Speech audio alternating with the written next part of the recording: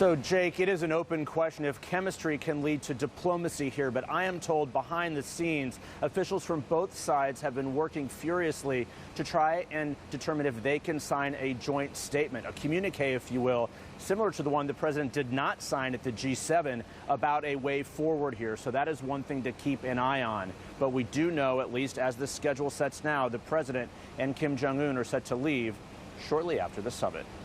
Jake? All right, Jeff Zeleny for us in Singapore. Thanks so much. My panel of experts joins me now. Gordon Chang, let me start with you. The U.S. has not been able to get any sort of preliminary agreement ahead of the talks, as you know better than most. Usually all the diplomatic work, or at least a lot of it, is done ahead of time. How concerning is that as we look ahead to the summit? Are these two nations anywhere near close to anything they could agree upon? Actually, I don't think so, Jake.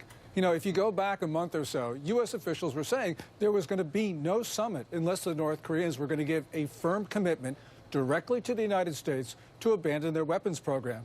Now we have a very different tone from the administration, not only from the president, but also Secretary of State Pompeo, which is basically, we're building a relationship.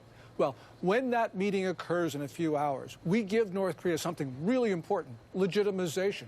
That solidifies Kim's regime back home. That makes it more difficult to get any type of deal with North Korea.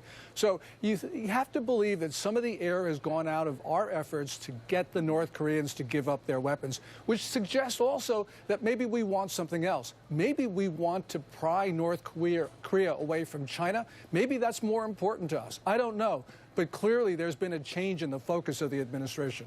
Nayyera, Secretary of State Pompeo today reiterated that the U.S. goal is what he calls complete and verifiable and irreversible denuclearization of the Korean Peninsula. What does that exactly mean, and how difficult is that to achieve?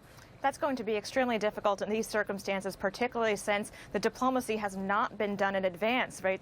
The most seasoned diplomats in that room with these two leaders will be the interpreters. And so they're the ones who are ultimately, the success of the summit is going to rely on their ability to translate what Donald Trump, who often doesn't speak in complete sentences, and Kim Jong-un, who we are unaware of what his English ability is. So what we have coming out of that, and to know if anything has been accomplished, are the words of the translators and potentially a joint communique. This is why the process and the work in advance is so important, so that you have a common understanding going into a meeting. Unfortunately, the common understanding we have right now is that this really is an important photo opportunity. Donald Trump has since walked that back, saying that it should be more than a photo op, but ultimately that's what the Koreans want. North Korea wants a photo opportunity they can sell back to their public of being seen on equal par with the United States. So they don't really need to give anything up at this point to call this a win for Kim Jong-un. And Nayyera, staying with you for a second, a lot of viewers might not fully realize that the U.S. has so many troops there,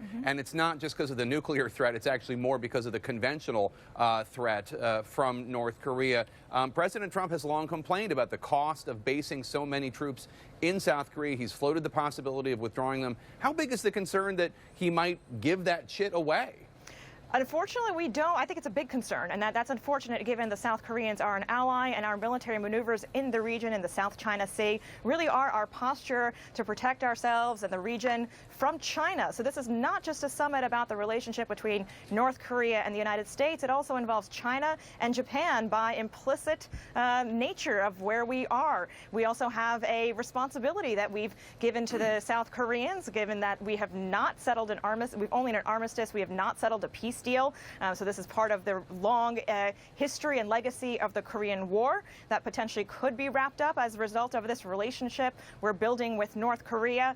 But when it comes to military prowess, it is essential that we have Pacific Command having access in that region. And for Trump to not understand the value of that is very dangerous. Let me ask you, Gordon, what if the only thing that Trump and Kim agree to is to end the declared state of war between North and South Korea, which remains? Will the U.S. have still failed, in your view, by giving the Kim regimes so much credibility? We certainly don't want to do that, because once we do that, we give people in South Korea, including President Moon Jae-in's closest advisors, the arguments about breaking the treaty with South Korea, getting our troops off the peninsula. The reason why that's important is that South Korea is part of our Western defense perimeter. We would rather face the bad actors in Asia rather than off the coast of Hawaii. Now, Jake, I don't think we're going to do that because there is just so much in the way of what she was just mentioning that it's not in our interest to do that. But nonetheless, you got people in South Korea, including Moon Jae-in's advisors, who do very much want us off the peninsula. What is the minimum that has to happen for this to be a successful summit in your view? The minimum?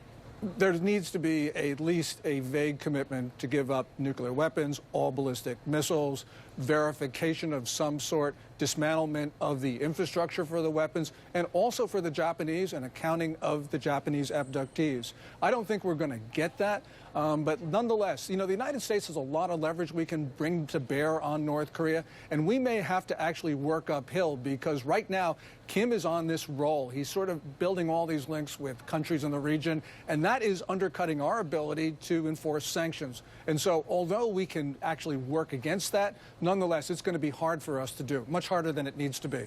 All right, yeah, he's getting a rock star reception in Singapore, for example. Gordon Chang and Nayyera Hack, thank you so much. Appreciate it. Is President